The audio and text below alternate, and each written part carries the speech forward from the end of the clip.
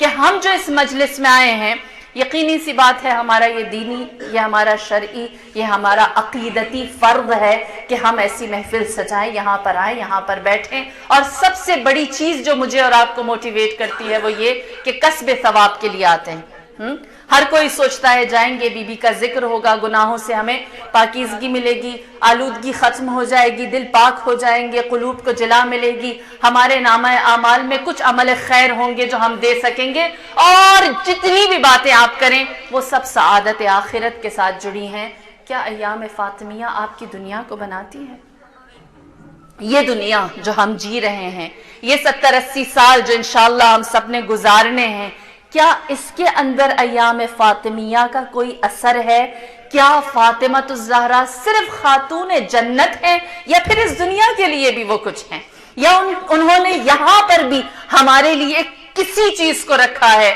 آپ جانتے ہیں کہ فاطمۃ الزہرا کو آخرت تک محدود کر دینا کوتاہی ہے. اس دنیا کے لیے فلاح کیا ہے؟ اس دنیا کے لیے کامیابی کیا ہے؟ اس دنیا کے لیے وہ مشعل راہ کیسے ہیں؟ اس حقیقت کو، اور دوسری بات کہ 75 یا 95 دنوں میں کون سی ہستی تھی جس نے ہمیں بتایا میرے جیسے بن جاؤ، تم فاطمی ہو جاؤ گے، تم فدکی ہو جاؤ گے، تم محمدی ہو جاؤ گے، تم ولایت علی ابن ابی طالب کا دفاع کرنے والا بعینہ بن جاؤ گے. اور وہ مقام کہاں لے کر جاتا ہے؟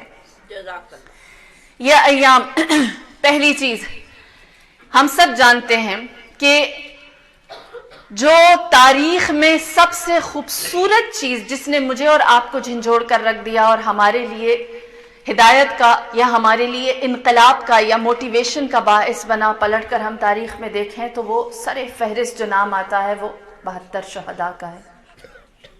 جنگ احد بھی ہوئی، جنگ بدر بھی ہوئی، حنین بھی ہوئی، خیبر بھی ہوئی، خندق بھی ہوئی. کیا آپ ان کا نام لے کر اپنے آپ کو موٹیویٹ کرتے ہیں؟ لیکن جو کربلا میں ہوا کوئی مقایسہ نہیں ہے. جو کربلا والوں نے دیا وہ جنگ اور تھی. انہوں نے جو ہمیں اسپرٹ دی ہے وہ یہ ہے کہ جب ہم کسی مشکل میں ہوتے ہیں ان کو یاد کرتے ہیں، مشکل ہمیں اپنی حقیر لگتی ہے، اتنی موٹیویشن آتی ہے. ہم سوچتے ہیں جو وہاں ہوا اور جو ہمارے ساتھ ہوتا ہے اس میں کوئی کمپیریزن نہیں. صبر آتا ہے، شکر آتا ہے، ہمت آتی ہے، حوصلہ، اور پھر ہم لوگ کھڑے ہو جاتے ہیں. وہ جو 72 کا کام تھا جس نے ہمیں موٹیویشن دی، اور ان 72 کے وسیلے سے یہ مجلس بنی، ہم آج یہاں پر آ کر بیٹھ گئے، اور پھر یہ 72 ہمیں لے کر کہاں جاتے ہیں؟ بطفیل فاطمۃ الزہرا یہ ہمیں لیڈ کہاں کرتے ہیں؟ دوسرا چیپٹر تاریخ کا ہم کھولتے ہیں جہاں تاریخ مشہور ہے، ہم سب جانتے ہیں. بی بی پر ظلم کیا گیا، ستم کیا گیا، دروازہ گرایا گیا. جس دروازے کو فاطمۃ الزہرا پر گرایا گیا، اسی گھر کے اسی دروازے کے اندر 3 پنجتن میں سے معصوم ہستیاں موجود تھیں. امیر المؤمنین موجود، امام حسن و حسین موجود، لیکن فاطمۃ الزہرا نے مدد کے لیے نہ علی کو بلایا، نہ حسن کو بلایا، نہ حسین کو بلایا، کسی کو نہ پکارا. علی سے بڑا کوئی مشکل کشا تھا؟ علی سے بڑا کوئی حاجت روا تھا؟ علی سے زیادہ بہتر کوئی حاجت روائی یا مشکل کشائی کر سکتا تھا؟ نہیں. پھر بھی نہیں بلایا. حسن و حسین سیدہ شباب اہل الجنہ، انہیں کیوں نہیں بلایا؟ ان کو کیوں نہیں پکارا؟ جب نہیں بی بی جواب دیں اور کہیں ان کا فرض اور ہے، اور جو میرا انتقام لینے والا ہے وہ اور ہے. پکارا تو امام زمانہ بلند ترین صلوات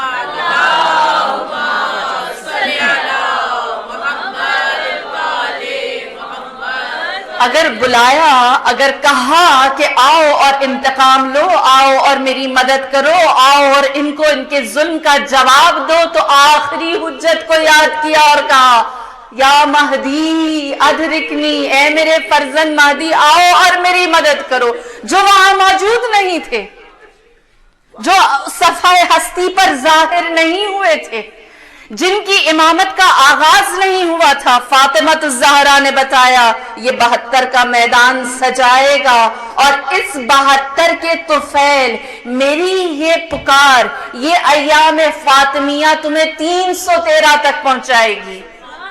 فاطمہ نے بتایا مہدی ہے میرا انتقام لینے والا، مجھے کربلا میں تم تلاش نہ کرنا، یہ آپ کو اور مجھے یاد کیا ہے اور اس وقت بتایا ہے کہ کون ہے جو مجھے عدل اور انصاف دلائے گا، کون ہے جو میری بے سایہ قبر کے اوپر سایہ کرے گا، کون ہے جو میری قبر کو بے حرمتی کے ساتھ رکھا گیا، آج بھی کوئی تعظیم کا نشان وہاں نظر نہیں آتا، اس کے اوپر کون تعظیمی نشان ڈالے گا، کون ہے جو مجھے انصاف دلائے گا اور زمین کو عدل و انصاف سے بھر دے گا۔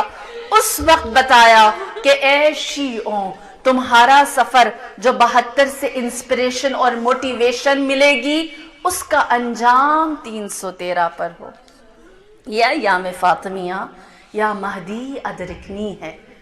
جو بی بی نے در و دیوار کے درمیان جس کو پکارا، آپ کو وہاں پہنچانا چاہتی ہیں، آپ کو ان کی یاد میں رکھتی ہیں، آپ کو ان کے ذکر میں رکھتی ہیں، اور ہمیں بتا دیا کہ اپنے آپ کو 313 میں شامل کرو۔ اور دوسرے سوال کا جواب کہ کون تھی وہ جس نے اپنے آپ کو 313 میں یا مہدی ادرکنی سن کر شامل کر دیا، جس نے اپنا نام لکھوا دیا، جس نے اپنے آپ کو حق کنیزی فاطمہ الزہرا ادا کر کے اس جگہ پہنچایا جو بی بی کی پکار تھی۔ آپ نے بارہا سن رکھا ہوگا امام کا لشکر دنیا کا روئے ارض کا صفحہ ہستی کا بہترین لشکر ہوگا، جس میں موجود جتنے بھی اصحاب و اعوان امام کے ساتھ ہوں گے، بالخصوص 313 ان کا کمپیریزن اگر دنیا کے دوسرے لشکروں کے ساتھ کیا جائے تو بدر کا لشکر سب سے بہترین تھا۔ بدر کے 40 مجاہدین کے برابر ایک امام کے سپاہی کے پاس طاقت، حکمت، علم ہوگی۔ ہاں، 40 کے برابر امام کے ایک سپاہی کے پاس طاقت بھی ہوگی، علم بھی اور حکمت بھی، سب موجود ہوگا، تبھی وہ اس لشکر کا سپہ سالار یا اس لشکر کا سپاہی بنے گا۔ اور خوش آئند بات یہ ہے کہ وہ لشکر جس میں 313 امام کے قریبی ساتھی ہوں گے، ان 313 میں 50 خواتین ہیں، 50 خواتین ہیں، اور ان 50 خواتین میں سے ایک خاتون ایسی ہے جس نے یہ 75 اور 95 دن فاطمہ الزہرا سے منہ نہیں موڑا، حق کنیزی ادا کیا۔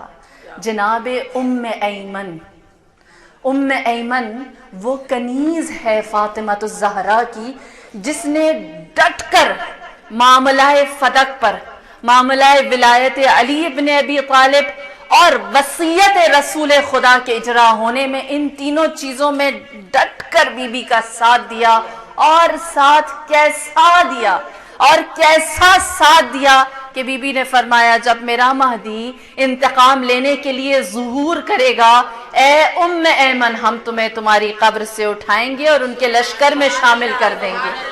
یہ 75-95 دن کی آئیڈیل ہستی ہے جو آپ کے لیے موجود ہے، جو آپ جانتے ہیں، جو آپ کے درمیان ہے، جس نے رجعت کرنی ہے، واپس آنا ہے، پلٹنا ہے، امام کے لشکر میں خود کو شامل کرنا ہے، یا آسان الفاظ میں کہوں یہ وہ ایک حقیقی کردار ہے، حقیقی وجود ہے جس نے 72 سے 313 کا سفر کامیابی کے ساتھ کیا، 72 سے 313 کا سفر کامیابی کے ساتھ کیا۔ اور اس کے لیے دلیل جو تھی کہ یہ کامیابی کی سند کہاں سے ملتی ہے، 75-95 دن ہے۔ جب بی بی کا کوئی ساتھ نہ دیتا تھا، ام ایمن کھڑی تھی۔ میں رک کر یہاں آپ سے سوال کروں گی، ام ایمن کو یہ جو معراج ملی ہے کہ 313 میں ان کا نام شامل ہے، امام محمد باقر نے اس بات کا اعلان بھی کر دیا، بتا بھی دیا، اللہم صلی اللہ خبر بھی دے دی کہ یہ ان میں شامل ہوگی۔ ام ایمن کا بی بی کے ساتھ جو رشتہ تھا وہ کیا تھا؟ کنیز تھی، وہ خادمہ تھی۔ آپ کا رشتہ بی بی کے ساتھ کیا ہے؟ آپ بی بی سے کس طرح اپنے آپ کو مرتبط کرتی ہیں؟ وہ تھا کو اپنے سے جدا نہ کریں، ام ایمن کو تاریخ کے گوشوں میں نہیں دفنائیں۔ وہ کنیز تھی، آپ کیا ہیں؟ اس نے کیا کیا تھا جو آپ کر رہی ہیں؟ آپ کا رشتہ اور ناتا بی بی کے ساتھ کیا اس سے مختلف ہے جو جناب ام ایمن نے بی بی کے ساتھ منسلک کیا تھا؟ کنیزی نے انہیں کہاں پہنچایا؟ آپ سب جانتے ہیں ام ایمن وہ ہستی تھیں جو رسول اللہ سے اس طرح سے نزدیک تھیں کہ رسول اللہ نے جب چاہا کہ اپنی ماں کی کمی کو دور کریں تو جناب ام ایمن کو پکارتے، کبھی بھی کنیز نہیں کہا۔